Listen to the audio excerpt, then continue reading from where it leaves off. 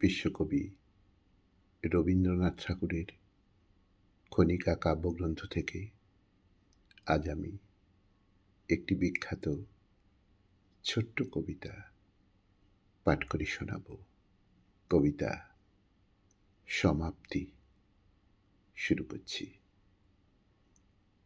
পথে যতদিন চিনু ততদিন অনেকের সনে দেখা, সব শেষ হলো যেখানে সেথায় তুমি আর আমি একা। নানা বসন্তে নানা বরষায় অনেক দিবসে অনেক নিশায় দেখেছি অনেক, সয়েছি অনেক, লিখেছি অনেক লেখা।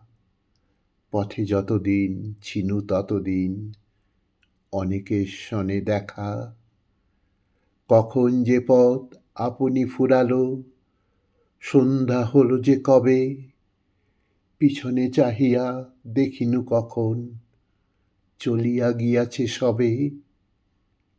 তোমার নীরব নিভৃত ভবনে জানি না কখন পশিনু কেমনে, অবাক রহিনু আপন প্রাণের নতুন গানের রবে।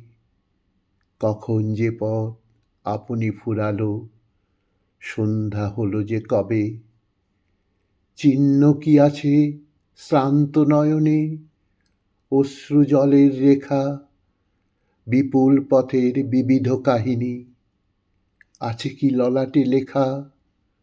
রুধিয়া দিয়াছ তব বাতায়ন, বিছানো রয়েছে শীতল শয়ন।